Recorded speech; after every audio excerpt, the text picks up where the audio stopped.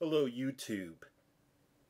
Oh, how I yearn for the dispassionate voice of sweet reason. Yet my emotions are stirred. I wanted to construct, much later in the year, a tightly woven video which discuss what appears to be humanity's need to pit one against another, especially how it applies to ethnocentric realities. I can't now, for I need to say these things so a young man that I mentor can digest it. Maybe others will benefit, hopefully so. This is another addition into the Get Real series, baby, where I come to you via the road of no script, no self-censoring, where your respectfully presented dissent is provided a platform, where I claim no interest in having responsibility regarding your discontent with my content. Okay, let's have a talk. I do not know if it is wise to state our common nature springs from our common biology. I like the landscape where rational self-interest, empathy, and discernment imposes a malleable state, one that is created more often than not by one's work. That said, our ability to deal with each other, I hope, is not solely a socially constructed reality. This said, I am tired, so tired, of certain white people attempting to isolate me and others to the land of exotic Negro through the lens of exceptionalism. This can be by road of perceived success. Think of the likes of Bill Cosby or the ideal of the good Negro. Don't tell me you are foreign to that concept. It goes something like this. You are so articulate, very well read, wow, politically oriented, and sensible. Get it? The you are a credit to your race sort of bullshit. This used to immediately piss me off. Now I find myself analyzing their behavior. Questions spring forth like, did that person mean to antagonize, provoke, or alienate me? This is chased by the consideration of their agenda. For years I have been smothered by the concept of the accepted successful racial model being another's cornerstone for the belief that there is a dismantling of the substructure of white domination.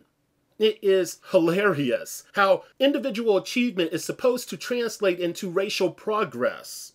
This mentation failure is begging for an inauthentic representation of racial relations and progress within America. I really have to give a shout out to hardcore conservatives in every shade of the rainbow for impregnating my brain cells with truth. They were running a bait and switch game, those sly sandbaggers. Let me run it down for you. They present the reality of the past to give reference. Then they show the good or exceptional Negro. This person is put on display. Normally, though, a small list is produced in order to give weight to their assertions of what they want you to see as factual and true. Then comes the switch. They use this presentation not to construct a positive bridge, thereby presenting an atmosphere where an honest discussion manifests regarding the movement towards a post-racial reality. A communication where actuality is presented. You know, one where we get down to the nitty-gritty regarding real progress and setbacks, hopefully concisely illustrated. No, they take the opportunity to deny contemporary structures of racism. This allows the spice to flow. Oh, sorry, you may not understand that Dune moment that I just had. What I meant to say is the spice, which was the currency in the book Dune by Frank Herbert, is akin to our reality. You see, there is a saying that the spice must flow. This means many things. One of the things it implies is the need for an unchanging actuality in order to preserve the powers that be. Preservation of power is a must. If they are really good at exploiting the confidence of their target, they catch a big fish. Normally, this organism is a wacky liberal. No offense meant to my liberal friends out there. They, the conservatives and liberals, normally among the extreme representation, in their unique ways, celebrate the transcending of race. No deep thinking is done, yet the ongoing racial inequities that affect most blacks, even in subtle ways, is seen as a thing of the past, a bypass of the era of slavery. Oh, let's take a side glance. Warning, warning, warning, warning, warning. If you challenge this status quo and you are black, you will have your good Negro card revoked. Oh no, massa, I be good, I promise. So mum's the word. Or worse, the libertarians will claim you are just blaming everything on slavery and you have grossly exaggerated and misaligned your perceptions regarding racism. Now, let's be even more real, shall we? Unfortunately, there are some lazy black people who do exactly as they claim. This makes things particularly challenging. However, they will use this reality in a blanket way to display you and others as one who seeks entitlement, one who seeks ideological conformity, one who is claiming moral superiority, or a maverick that has to be put in his or her place. If silence, the observation for various unwanted realities, is covered, for this process that we just spoke about allows the covert racial inequities to disappear. How? Because they are framed as an antiquity, a thing of the past. Some whites or brainwashed black conservatives do not even stop there.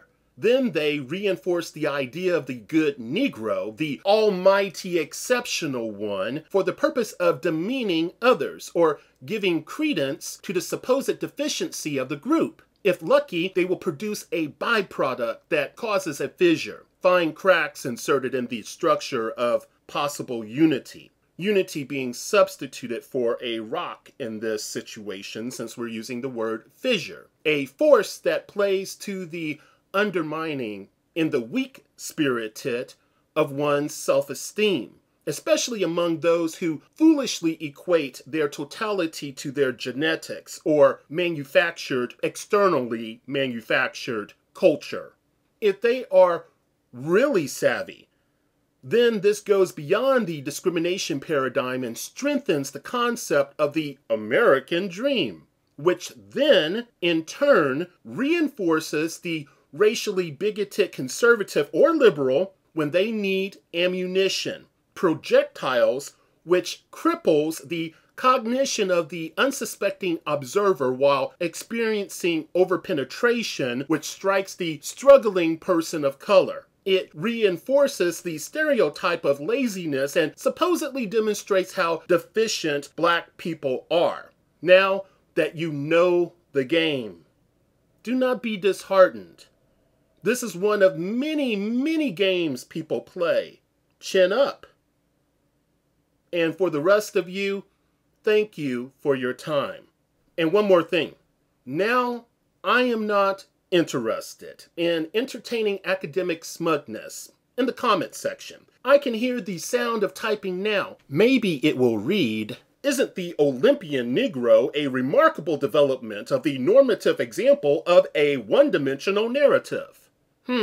Nor am I interested in some backhand comment about me demonizing whites or attempting to impose a crippling state of self-loathing upon others. If you are that fragile, why are you on a social network? I speak of group out of necessity. I rather not, and I have made my position known on how I see broad brush strokes of rhetoric. Oh, and though I am not a separatist, or one that supports integration for that matter, I do not want to plow through your comments where you take my words and attempt to use them within some bogus argument.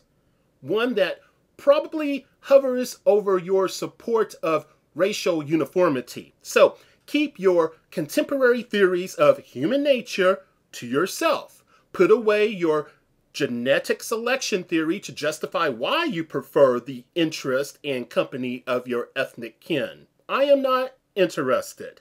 Keep your amateur Machiavellian moves and politics of resentment to yourself. Not interested.